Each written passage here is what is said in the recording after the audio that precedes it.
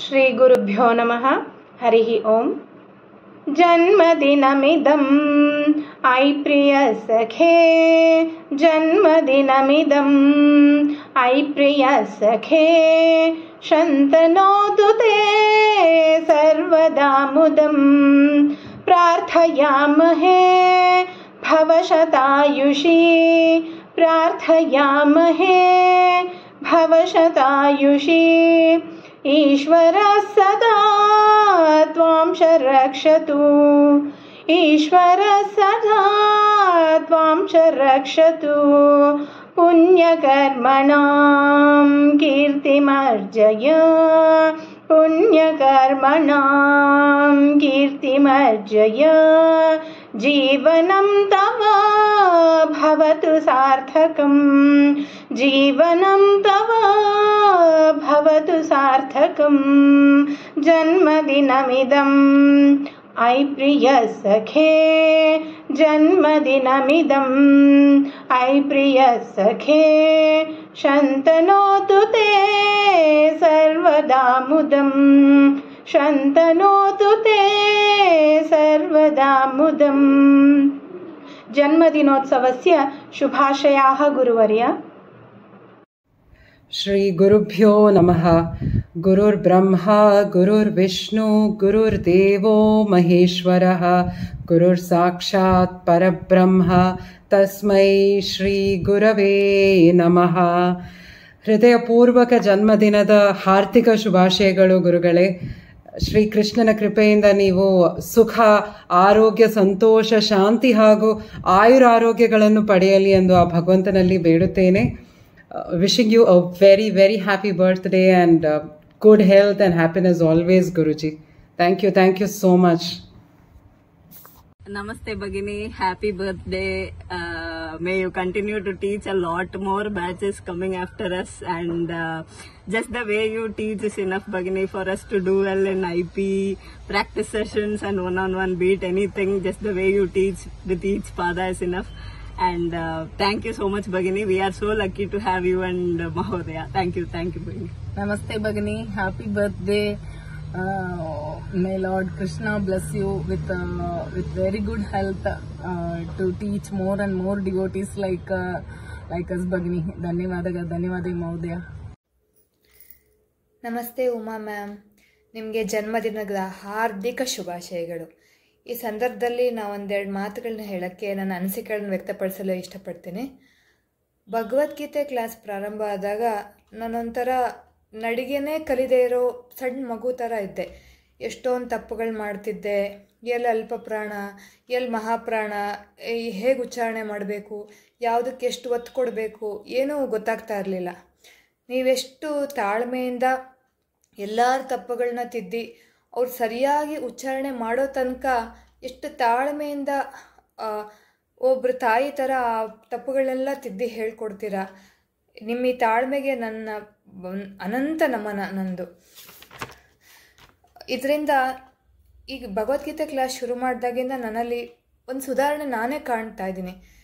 ಈ ಯಾವುದೇ ಶ್ಲೋಕ ಮುಂಚೆ ಓದಬೇಕಾದ್ರೆ ಯಾವುದೂ ಗಮನ ಕೊಡ್ತಾ ಇರಲಿಲ್ಲ ನಾನು. ಎಲ್ಲ ಅಲ್ಪ ಪ್ರಾಣ ಬರುತ್ತೆ, ಮಹಾಪ್ರಾಣ ಬರುತ್ತೆ, ಸುಮ್ಮನೆ ಓದ್ಕೋತಾ ಹೋಗ್ತಾ ಇದ್ದೆ. ಬಟ್ ಈ ಕ್ಲಾಸ್ ಶುರು ಮಾಡಿದಾಗಿಂದ ನೀವು ಹೇಳಿ ಹೇಳಿ ಹೇಳಿ ನನ್ನಲ್ಲಿ ಎಷ್ಟು ಬದಲಾವಣೆ ಬಂದಿದೆ ಅಂದರೆ, ಯಾವುದೇ ಶ್ಲೋಕ ಓದಬೇಕಾದ್ರೂ ನನಗಿವಾಗ ಮಹಾಪ್ರಾಣ ಬಂದಾಗ ಸಡನ್ನಾಗಿ ನನ್ನ ಮೆದುಳು ಚುರುಕಾಗುತ್ತೆ. ಇಲ್ಲಿ ನಾನು ಜಾಸ್ತಿ ಒತ್ತು ಕೊಡಬೇಕು, ಹೇಳಬೇಕು, ಉಚ್ಚಾರಣೆ ಮಾಡಬೇಕು ಅಂತ. ಈ ಒಂದು ಬದಲಾವಣೆ ನನ್ನಲ್ಲಿ ನಾನೇ ಕಾಣ್ತಾ ಇದ್ದೀನಿ. ಈ ನನ್ನಲ್ಲಿ ನಂತರ ಎಷ್ಟೊಂದು ಭಕ್ತಾದಿಗಳಲ್ಲಿ ಈ ಬದಲಾವಣೆ ನೀವು ತಂದಿರ್ತೀರ. ನಾನು ನಿಮಗೆ ಬಹಳ ಆಭಾರಿಯಾಗಿದ್ದೇನೆ.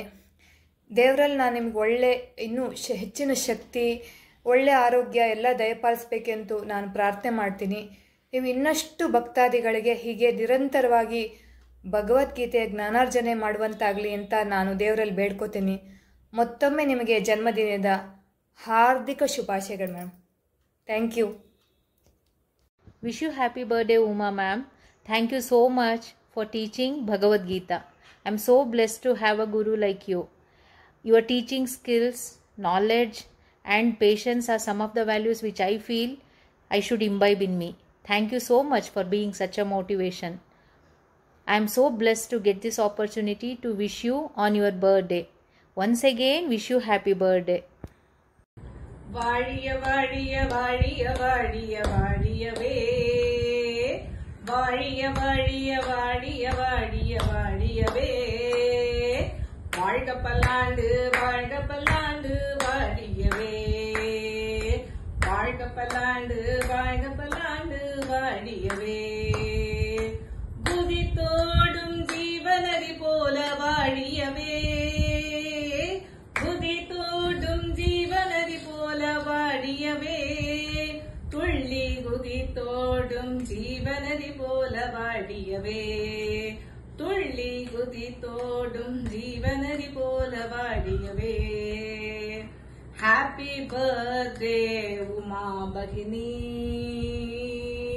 Happy birthday to you happy birthday to you we all belong to you we all belong to you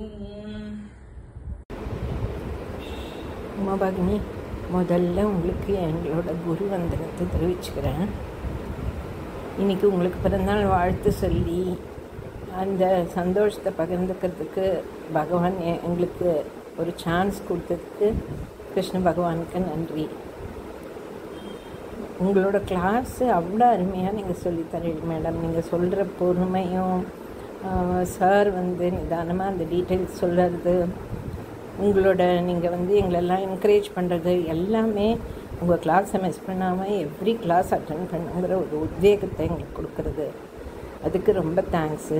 நீங்கள் நீண்ட நாள் ஆரோக்கியத்தோடவும் சந்தோஷமாகவும் இருந்து எங்களுக்கு எல்லாருக்கும் இந்த கற்றுக் கொடுக்குற பணி செஞ்சுட்டு வரணுன்னு எங்களுக்கு நான் பகவானை வேண்டிக்கிறேன். எங்களோட மனப்பூர்வமான நமஸ்காரங்களையும் நன்றிகளையும் உங்களுக்கு தெரிவிச்சுக்கிறேன். உங்களோட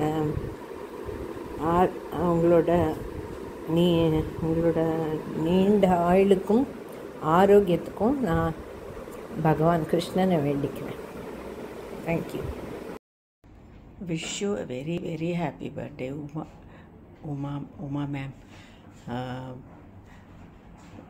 May God bless you with good health, wealth, happiness and prosperity. We are very blessed to have a teacher like you. Have a great day. Stay blessed. Thank you so much.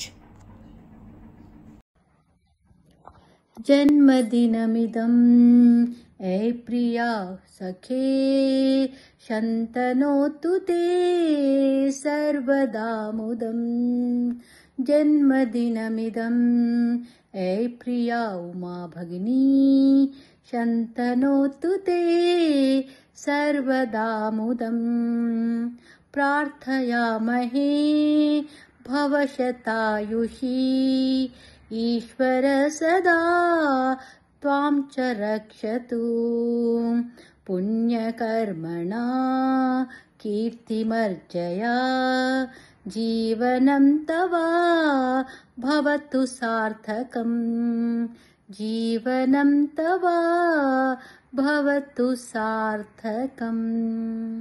Happy birthday Uma Bhagini. This is from batch 5 Bhagavad Gita. Thank you. Happy birthday Guruji. नमस्ते भगिनी, जन्मदिनस्य शुभाशयानि. Namaste Uma Bhagini. I am very happy to be under your tutelage and my special namaskarams to you on your birthday. Many more happy returns of the day. We pray God for a long life and a prosperous life for you and your family members. Namaste Bhagini. Namaste Uma Bhagini. Wish you happy birthday and many more happy returns of the day with your friend. All wish you all the best. Thank you Bhagini. नमस्ते उमा भगिनी, जन्मदिनस्य शुभकामनाः. जन्मदिनमिदम् I प्रिय सखे जन्मदिनमिदम् I Uma भगिनी शन्तनोतु ते सर्वदा मुदं प्रार्थयामहे भवशतायुषी प्रार्थयामहे भवशतायुषी ईश्वर सदा त्वां च रक्षतु पुण्यकर्मणा कीर्तिमर्जय जीवनं तव भवतु सार्थकम् जीवनं तव भवतु सार्थकम् जन्मदिनमिदम् ऐ प्रिय गुरुवर्ये जन्मदिनमिदम् ऐ प्रिय गुरुवर्ये नमस्काराः भगिनी Namaste Uma Bhaini. I am Swarnalata Srinivasan. Many more happy returns of the day. May Lord Krishna bless you with happy and healthy life. Namaskaram Suma Bhagini. Many more happy returns on your birthday. We pray His Almighty Lord Krishna to bless you with prosperity and good health so that you can teach many more batches like us. And we are really honored and proud to be your students. Thank you. Namaste, my Guruji Uma Bhagini. Many more happy returns of the day. Need your blessings. Thank you. Namaste Uma Bhagini. This is Sri Vidya here. Thank you so much for your constant support and engagement. I wish you to always be happy and be able to do like all these, continue the batches like this. Thank you so much, Uma Bhagini. Thank you.